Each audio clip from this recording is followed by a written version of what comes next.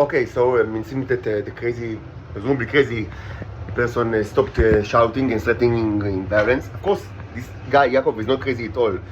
I mean, you can see very well, even in just the video that I posted. He's very, careful. Of course, operated by, another person that very careful. To create maximum havoc, violence, and threats, but without without me being able even to prove anything to the police, even if I record it. And of course, that's one of the expertise of the people of the Shabak, to create, to threat you and to subjugate you to the will and to torture you without you being able to produce any evidence. That's what they do. And so he's not insane. He's in control and of course operated. Of course he's unbalanced because he's suffering withdrawal from a drug that he cannot get, and he thinks that I can manufacture the drug, but of course I don't do it for him, because why should I? It's a bad drug, and also why should I work for free? Am I a slave? So of course, he targets his violence toward me, and this of course could have been predicted by the people that actually placed me here and placed him here in this hostel, and it was predicted by these people because they wanted exactly what you've seen in this video to actually happen, because that's they want the robot slave to know exactly what's his place. So yes, he's unstable, but he's not unpredictable, and he's certainly not insane. He's operated by the Shabak, of course, financed by the Americans as always, and he's doing his job, which is very, simple. Crash the robot, torture the robot, threaten with violence, make his life miserable, so we know his place under our boot, the boot of the Israelis, and by delegation also the boot, to be under the boot of the Americans. All this is not new at all, and it's not what you see now, today, and what you've seen many times before in the last couple of months, not only from this guy Yaakov, but also from other people. Some are not they left the hostel, but violence was not uncommon here, and I've also called the police several times. And all of these people are paid by the United States of America, by the American taxpayer, in order for me to be a slave of the Israelis, and by extension the slave of the Americans. It's not insanity, it's design. It's cruel design of the Americans as the managers of the project, and the Israelis as the Nazi workforce. That's what they are since the 1970s, since the Americans took control over this country because it was too criminal and too dangerous for the world. Not only it started during the 1970s and continued during the 1980s. As you understand, the 1980s are very important for the history of the Titan subjugation, and I already spoke about it quite a bit in many of the videos, and there is still things that I didn't cover. Maybe I'll cover it today because they relate to our growing saga. I didn't intend to make it like more than one video, but I think that it's interesting. I don't know, you tell me if you find it interesting, like the whole issue of energy, and because there is still much to say about the energy aspects of the Neros, but not from the sociological point of view, which is criminal, but from the utility point of view, the manufacturing point of view, there is a lot to be said, and it's interesting because it's related to space exploration and to future of not only humanity but other species, sentient species as well. So if you find it of interest, I will continue this saga, maybe make it much more longer than intended. But in any case, one part is missing, and I already told you that I will speak about today, and that's what we will do today. After I eat something and maybe take a shower or something. So I don't want to create too much false tension, so I'll outline the agenda very quickly. So you've seen the three backgrounds that I created yesterday. Based on frames that my mother brought me. It's my own frames, but it was stored in her apartment. So I cut canvas that I bought from an English store, Jackson, and using a nail gun, I place it on the frames. These are small frames, 25 on 35 centimeters, and the others are 30 on 30, not much. And I painted it with, I covered it with, it's unprimed canvas, so I covered it with black gesso, which is standard, priming. Maybe some more priming is needed, especially for the upper two. and also, I mean, this one was primed with more layers of acrylic actually. My intention is probably to use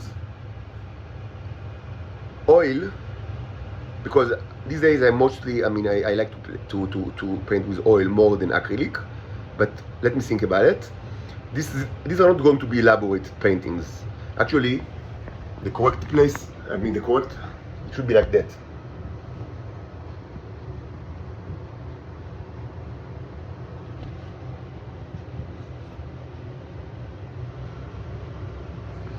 This is the, I mean, the correct formation. Maybe oil, maybe acrylic. It's not going to be very elaborate paintings. I want to continue with more elaborate paintings, and also, I mean, portraits of that is. I mean, it's kind of like interesting to me to make portraits of myself and my daughters and others. But I mean, more important is the mission, like, you know, the symbolic things that are as message, the constructions that are used as messages for humans. Of course, the fact that I only have 3 frames is not a problem, because you can get it out, like the you know, like all of the other like canvases that I have. I mean, originally they were placed on frames and removed from the frame. So let's make it very simple. I mean, and then I will elaborate like a little more later. So, but I mean, because it's so important. I mean, I already like outlined my agenda of like my artistic agenda and symbolic agenda, and later, not much later, I will speak about like the politics that are involved in the issue and the history of the issue. That again, like many things, I mean, happened mostly during the 1980s. So what I will do is I'll show you, I mean, the symbolic, the visual symbols that are used in the Neo language to represent atoms, and I will show you many. Actually, I know the fact that I know how they represent atoms, because they themselves, sometimes they themselves, like the Neos themselves, like draw. I mean, I'm giving, like, sending me messages by drawing. And this was shown. It's not a new thing. I mean, I didn't speak about it in the last couple of months because I concentrate on other things as well. But it's not new at all. It's not like, I mean, maybe if you're new to the channel, or I mean, you find it like, I mean, outlandish that they also, I mean, send messages. But it was just from the beginning. I mean, there are many examples since like January. I mean, also updated to this channel. It's not like a groundbreaking new information. That they also draw symbols and, like, I mean, communicate with me. I mean. It's not like one-sided, like, it's not like just I give them command and they, I mean, execute. So I mean, and so they, many times they actually draw, like, I mean, the representation of various atoms. So it's not new. I mean, the representation of the atom is not new at all, and you can find many of these actually in this YouTube channel. But if you don't have kind of, I mean, I don't know, if you don't have access or you have a problem with DC+, one thing I will do is I'll just show you. I mean, I have plenty of those. It's not new, and I mean, maybe if I mean, I don't know what you know, and I mean, what kind of access do you have to the channel, but this is, there's nothing new about it. I mean, the fact that they also draw, like, all sorts of symbols using the language, the symbolic language, and some of these drawings are actually drawing the representation of atoms, and they have done it since long, I mean, since January, and I have plenty of these. So there is no question of, like, how to represent the atom using the language of the Neos. We have plenty of examples already that were created by the Neos themselves. So I'll show you in a couple of these later. In any way, I mean, either using like acrylic or oil, I mean, we will have one representation of uranium, one representation of plutonium, and on the top, a representation of the hydrogen atom.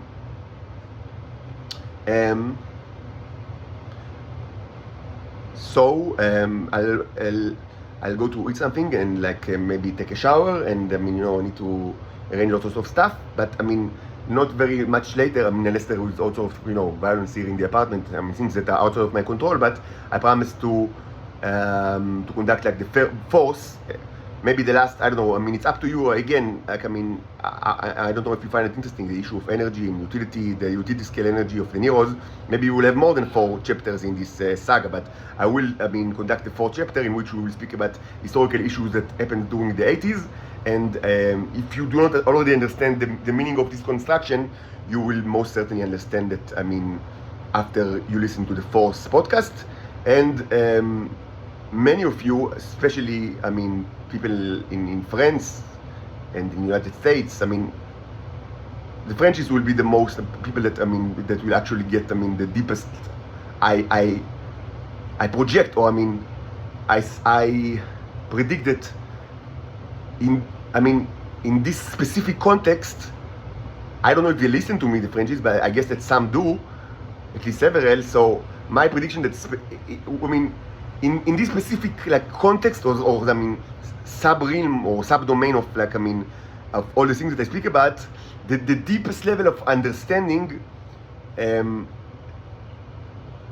will be, I mean, certainly